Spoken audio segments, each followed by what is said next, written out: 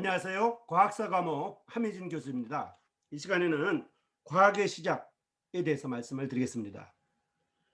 과학이 언제 시작되었는지에 대한 질문은 과학이 과연 무엇인지에 대해서 바라보는 것이 먼저입니다. 그래서 과학의 세 가지 관점에 대해서 말씀을 드리도록 하겠습니다. 과학을 바라보는 관점에는 여러 가지가 있을 수 있지만은 대체로 실용적인 관점, 또 이론적인 관점, 그리고 지식, 권력의 관점 등 세 가지로 크게 대별할 수가 있습니다. 먼저 이렇게 세 가지로 구별하는 근거에 대해서 말씀드리면, 실용적 관점이라고 하는 것은 흔히 말하는 돈이 되는 과학, 실용과학, 과학기술을 말합니다. 그리고 이론적 관점의 과학이라고 하는 것은 단순히 지식 추구를 목적으로 하는 관점이며 순수과학을 말합니다. 말이 되는 과학 또는 아주 옛날에 양반은 일하지 않고 상민은 공부하지 않는다고 하는 기술과 과학이 다르다고 하는 그런 관점에서의 합리적인 과학을 말하고 있습니다. 그리고 지식과 권력이 서로 긴밀하게 연결되어 있다는 그런 지식 권력의 관점이라고 하는 것은 흔히 신화적인 세계관 또는 배타적인 과학, 적대적인 과학 등을 말한다고 볼 수가 있습니다. 과학을 어떻게 바라보느냐에 따라서 상당히 과학에 대한 지식과 정보가 달라질 수 있다고 하는 것을 알 수가 있습니다. 첫 번째로 실용적 관점입니다. 이집트와 바벨로니아의 과학이 바로 이런 실용적인 관점에서의 과학입니다. 그리스 과학은 합리적인 관점에서의 과학이었지만은 이집트와 바벨로니아는 실용적 관점에서 과학을 주로 하였습니다. 과학을 실용적 관점에서 보면 과학이라고 하는 것은 인간이 자신의 주변 환경에 대해서 지배권을 손에 넣기 위해서 사용하는 제반 행동 유형이라고 정의할 수가 있겠습니다. 이 과학은 실용적인 관점에서의 과학은 주로 돈이 되는 과학이고 산업이 되는 과학이며 과학기술이라고 볼 수가 있습니다. 이것은 결코 순수 과학이 아닙니다. 이것은 신화가 아닙니다. 이것은 어떤 론이 아닙니다. 어떤 썰도 아닙니다. 이것은 바로 실용과학을 말하는 것입니다. 이러한 실용적인 관점에서의 과학에 대해서 하는 정의는 기술과 밀접한 관계를 갖고 있습니다. 과학의 기원은 기술의 출현과 맥을 같이 하게 됩니다. 인류는 아주 오랜 옛날부터 자연과 접하여 살아왔습니다. 과학기술과 인간의 첫 만남은 아마도 인간이 불을 발견하고 도구를 사용하기 시작하면서 이루어졌을 것입니다. 이것은 테크닉이라고 하는 기술과 관련되어 있습니다. 기술과 뗄래야 뗄 수 없는 과학, 그래서 돈이 되는 과학, 산업이 되는 과학, 오늘날의 과학기술을 바라볼 수가 있습니다. 이것이 바로 실용적인 관점에서 보는 과학이라고 볼 수가 있습니다. 다음으로 과학의 합리성, 이런 책도 있는데요. 이런 합리적인 과학에 대해서 살펴보겠습니다. 그래서 이제 이론적 관점에서의 과학인데요. 이것은 좁은 의미로 과학이 지식 추구를 목적으로 한다는 관점입니다. 이런 이론적 관점에서의 과학에 반해서 실용적인 관점에서의 과학은 실제적인 문제를 해결하는 데 주안점을 두고 있었죠. 그래서 이 이론적인 관점의 과학, 즉 지식 추구를 목적으로 하는 과학은 과학과 기술이 바로 서로 구별되는 견해입니다. 이 경우의 과학은 자연현상에 대해서 질서정연하고 체계적인 파악과 기술, 즉 라이팅, 기술 또는 설명이라고 정의할 수 있습니다. 부분적으로는 수학이나 논리학 등도 과학적 지식에 포함하는 것을 뜻합니다. 이런 것이 이제 과학의 합리성이죠. 이런 식으로 과학을 정의하다 보면 과학의 기원은 합리적 과학이 등장하는 바로 고대 그리스 시대부터 내려오게 됩니다. 이러한 이론적 관점에서의 과학은 쉽게 말하면 말이 되는 과학, 또는 잘난 척하는 과학이라고도 설명할 수가 있겠습니다. 이런 과학은 순수 과학을 말하며 이것은 결코 과학기술이 아닙니다. 이것은 양반은 일하지 않고 상민은 공부하지 않는다고 하는 과학과 기술이 별도로 구별되어 있던 서양의 과학혁명 이전 시대 또는 우리나라의 세종대왕 이전 시대를 상기시킵니다. 이런 합리적인 과학은 이론과학이라고도 하고 이렇게 볼 때는 수학도 과학이며 논리학도 과학입니다. 실용적 관점에서의 과학은 기술, 테크닉이지만은 이러한 이론적 관점에서의 과학, 이것은 바로 필로소피, 즉 철학과 맥을 같이 하고 있습니다. 그 다음에 지식과 권력이 밀접하게 연결되어 있는 관점에서의 과학, 이것이 바로 이제 지식과 권력이 서로 긴밀하게 연결되어 있는 관점에서의 과학입니다. 이런 과학은 권력은 사람의 뇌를 바꾼다고 하는 이런 책의 제목처럼 과학은 배타적이고 또 적대적인 권위를 추구한다는 점에서 신화와 특별히 다른 지위를 찾고 있지 못합니다. 이러한 지식과 권력이 서로 긴밀하게 연결되어 있다는 관점에서의 과학은 정치인들이 인정하는 과학, 이런 의미가 있습니다.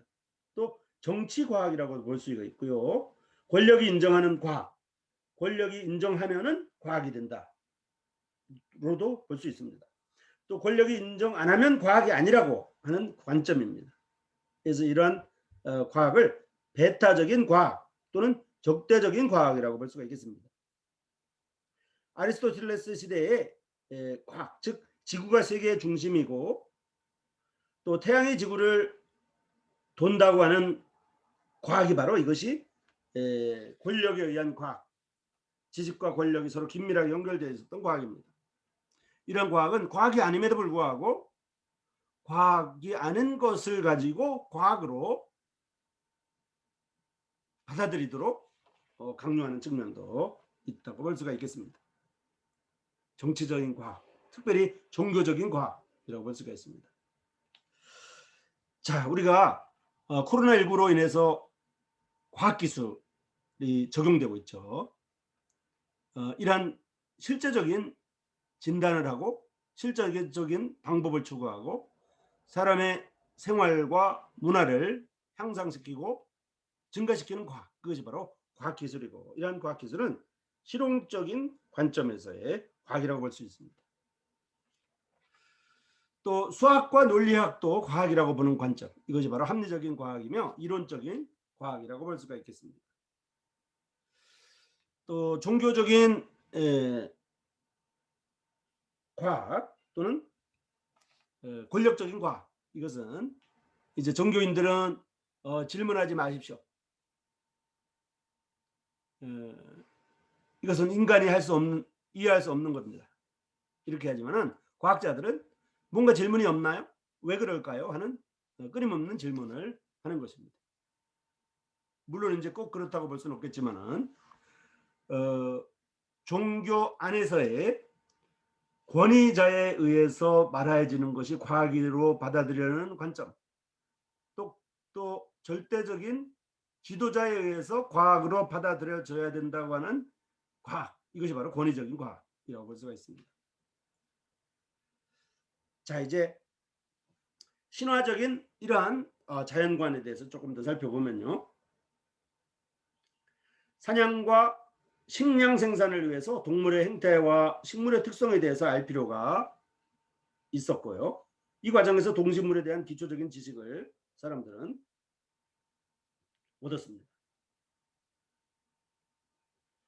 이때는 부족사회의 촌장이 허가를 해야만 과학이 되고 부족사회의 촌장이 허락하는 주술도 과학으로 받아들여졌던 것입니다. 선사시대에 나타난 자연에 대한 지식은 바로 예언자나 샤먼이나 원시종교 지도자 등에 의해서 구전의 형태로 전승되었습니다. 즉 원시 종교 지도자의 구전이 바로 과학이다. 예언자의 말이 과학이다. 샤머니즘이 과학이다. 이런 것이 바로 종교적 관점에서의 과학이며 지식 권력의 관점에서의 과학이라고 볼 수가 있습니다. 오늘날도 종교인들의 말을 그대로 맹신하는 경우에는 그것을 그 자체를 과학으로 받아들이는 이러한 꼴이 되는 경우가 많습니다. 이 신화적 자연관, 선사시대의 자연에 대한 태도였던 신화적 자연관, 이런 것은 합리적 철학이 등장하기 이전인 신화적 자연관이 지배하던 시기에 바로 철학자들과 예언자들과 시인들이 종종 같은 범주의 지적 활동으로 인식되었습니다. 그러니까 철학자들의 말이 과학으로 받아들여졌고 예언자들의 말이 과학으로 받아들여졌으며 시인들의 말이 과학으로 받아들여졌습니다. 중세시대 교회의 가르침이 바로 과학이라고 하는 관점이 바로 이러한 신화적 자연관이라고 볼 수 있습니다. 선사시대 사람들은 우주의 창조 신화를 구전문화 전통 속에서 계승 발전시켰습니다. 이 신화에서 우주와 세계가 어떻게 형성되었는가를 설명하고 있는데요. 우선 고대 이집트 신화 속에는 인간과 우주의 모든 창조물을 대변하는 이야기가 등장하죠. 예를 들어서 태양신이라든지 혼돈의 신이라든지 공기신이라든지 습기의 여신이라든지 대지의 신이라든지 하늘의 신이라든지 전투의 신이라든지 파괴의 신이라든지 마법의 신이라든지 이런 것들이 이집트 신화 속에 나타나는데요. 이런 것들을 절대적인 진리인 양 과학으로 받아들여졌던 내용을 볼 수가 있습니다. 메소포타미아 시대에도 이제 수메르 신화에서 나타나는 것처럼 우주적 국가의 지도자들 가운데 가장 높은 신으로서의 아누라고 하는 존재, 그다음에 폭풍우의 신으로서의 엘릴이라고 하는 존재, 또 물의 신으로서의 에아라고 하는 존재, 땅의 여신으로서의 닌후르사크라고 하는 존재, 식물의 여신으로서의 닌사르라고 하는 존재, 이런 것들이 바로 이런 신화적 자연관에 의한 과학이라고 이해할 수가 있습니다.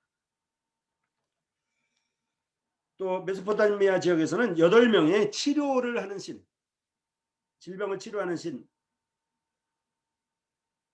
이런 이야기도 있었던 것입니다.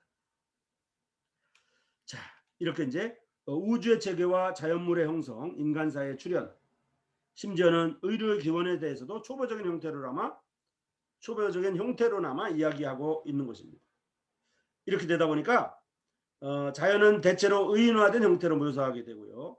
신화의 내용 자체도 서로 모순되는 점이 많았습니다. 하지만은 문명 공동체의 집단적 권위를 받아들였던 고대인들은 이런 정도의 설명만으로도 충분히 만족할 수가 있었다는 것이 당시의 상황이었습니다.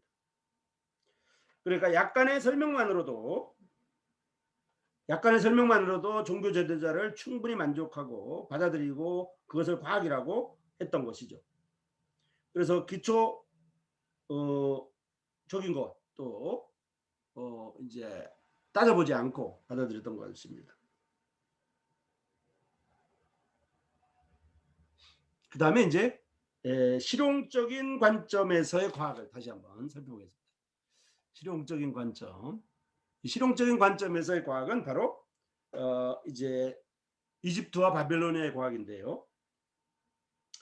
시작은 아주 오랜 옛날부터 거슬러 올라가게 될 수가 있습니다. 인간 사회도 초보적이나마 기술을 계속 사용해 왔기 때문입니다. 사냥과 채집이 주를 이루었던 구석기 시대의 인류는 돌이라든지 뼈라든지 이런 걸 가지고 다양한 도구들을 만들었습니다. 이것이 바로 실용과학이죠. 식량 생산이나 가축 사육, 직물 및 토기의 생산을 위한 새로운 기술들이 등장했습니다. 해와 달, 별의 운동을 체계적으로 관찰했으며 계절 변화를 파악할 수가 있었습니다. 이것이 바로 실용과학이라고 볼 수 있습니다. 영국 남서부 솔즈베리 평원에 있는 거대한 기념물인 스톤헨지라고 여러분 들어보셨을 겁니다. 이것은 기원전 3100년에서 1500년 사이에 다양한 집단에 의해서 건설된 기념물인데요. 이 스톤헨지라고 하는 이러한 그 거대한 기념물, 이거를 살펴보고 확인해 보면 해와 달을 숭배하는 종교적인 의식 장소로 활용되었고요. 계절 변화를 추적하는 달력의 역할도 했던 것으로 추정할 수가 있습니다. 기원전 3000년 경까지는 이집트와 메소포타미아에서 고밀도 농업과 관계 농업이 시작돼서 인구의 폭발적인 증가를 가져온 거, 이런 것도 전부 다 어쨌든 이집트와 바벨로니아, 이집트와 메소포타미아에는 이러한 실용적인 과학이 지배하고 있었던 것입니다. 고대 메소포타미아의 수메르인들이 점토판 위에 찍은 수많은 서령 문자를 만들었다든지, 또는 기원전 2000년 이전에 이미 600개에서 1000개 정도로 이루어진 복잡한 문자 체계를 발전시켰다든지, 이런 것도 실용적 과학이라고 볼 수가 있겠습니다. 이것은 바로 마을 장터를 여는 사람들의 논리였고, 발명과 발견의 논리였으며 산업혁명의 논리였습니다. 미래 과학의 논리이기도 합니다. 끊임없이 발전한다는 논리입니다.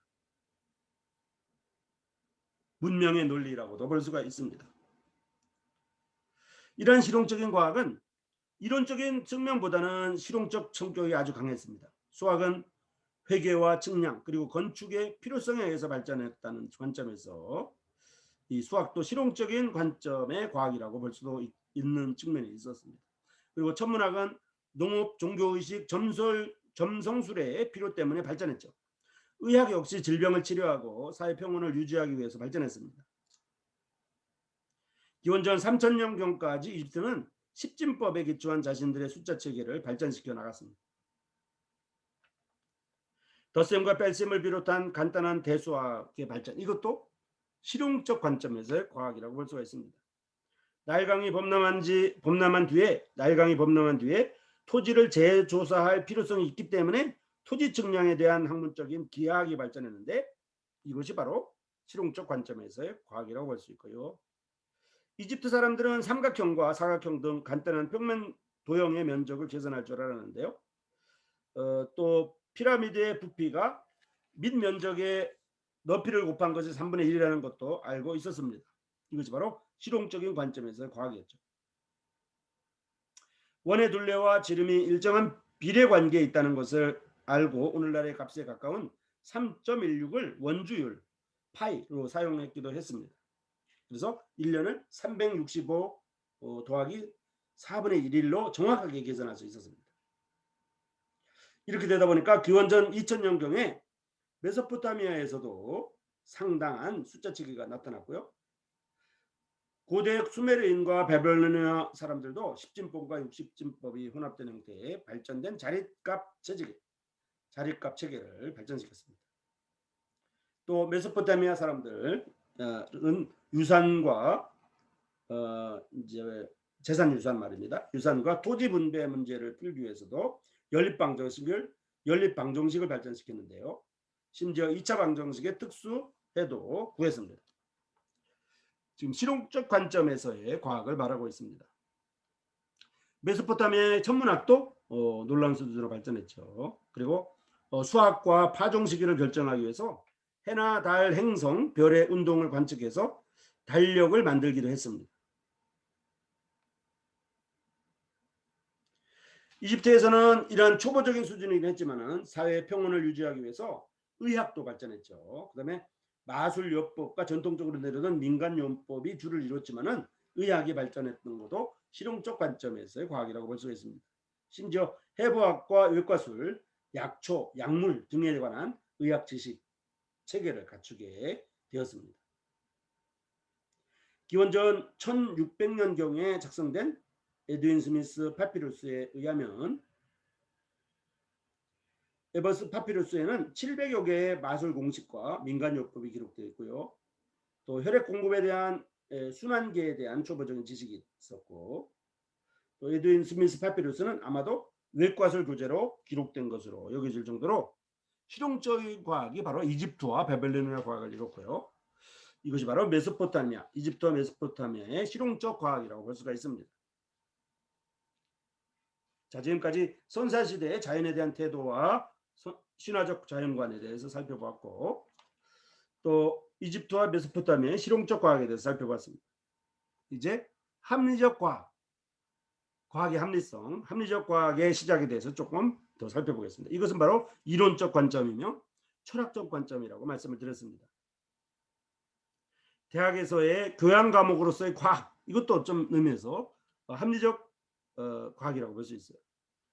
학벌주의의 논리입니다. 합리적 과학은.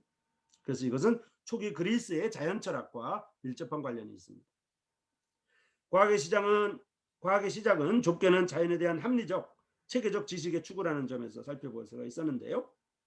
변화무쌍한 세계 속에서 변하지 않는 근본 물질을 찾아내고 이것으로부터 세상의 모든 변화를 설명하려고 했던 고대 그리스인들의 자연 철학에서 시작되었다고 볼 수 있습니다. 인류 역사상 처음으로 자연에서 보편적인 질서를 찾고 물질의 본성과 변화의 문제에 관심을 보이면서 다른 문명권에서는 찾아보기 힘들었던 과감한 지적 모험을 시작했죠. 이 탈레스가 이제 대표적인데요. 소아시아 지방의 밀레토스의 탈레스. 이 과학자는 그리스 최초의 자연 철학자입니다. 이집트와 메소포타미아를 여행하면서 기하학과 천문학을 배웠는데 이제 그리스로 돌아와서는 이제 자연 철학을 발전시켰다고 볼 수 있습니다. 이 탈레스에 의하면 모든 물질의 근본은 물이라고 주장했습니다. 좀 실용적인 관점이랑 또 종교적인 관점이랑 권력에 대한 관점이랑 좀 다르죠. 모든 물질의 근본은 물이다. 모든 물질의 근본은 물이다. 이렇게 얘기하면서 우주는 물로부터 발산된 살아있는 유기체다. 이렇게 봤습니다. 그리고 원주는 지름에 의해서 이등분된다. 이런 것들을 이론적으로 증명해냈습니다. 그러다 보니까 이 탈레스는 지구는 물 위에 배처럼 떠 있다. 또 지지는 지구가 물 위에 떠 있기 때문에 흔들리는 거다. 이렇게 설명했죠. 이제 그 증명되지는 않았지만은 말은 되는 거죠, 그냥. 이런 것이 이제 합리적 과학입니다.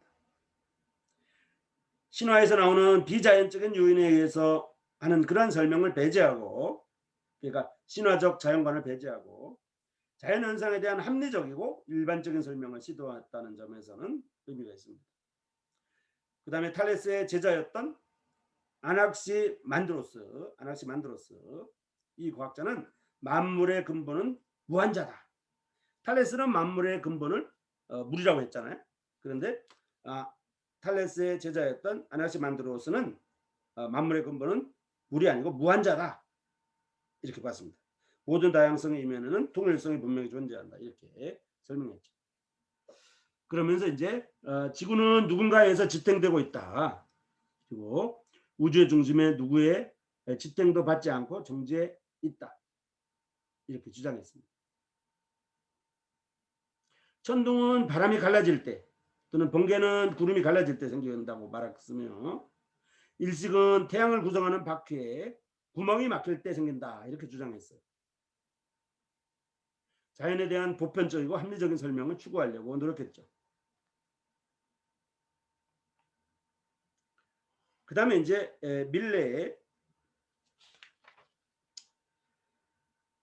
밀레토스의 아낙시메네스라는 과학자가 나타났는데요.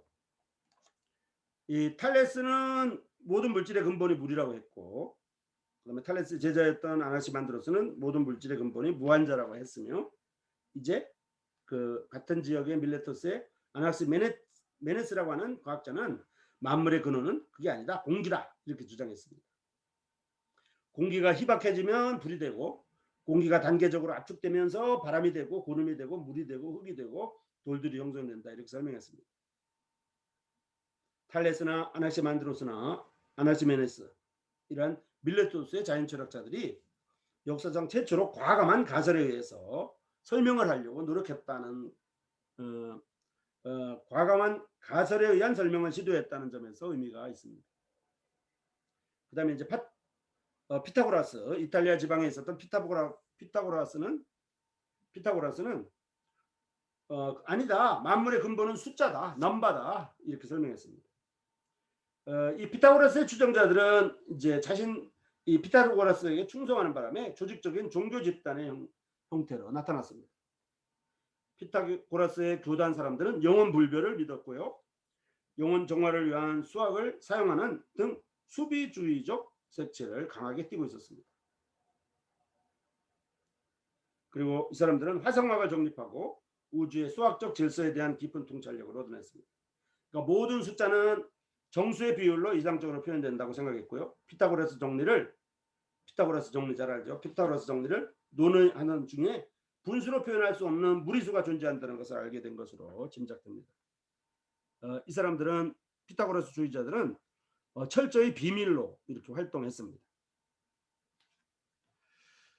자, 이 시간에는 과학의 시작에서 과학을 바라보는 관점 세 가지에 대해서 말씀을 드렸고요. 실용적 관점과 이론적 관점, 지식 권력의 관점에 대해서 말씀을 드렸습니다. 수고하셨습니다.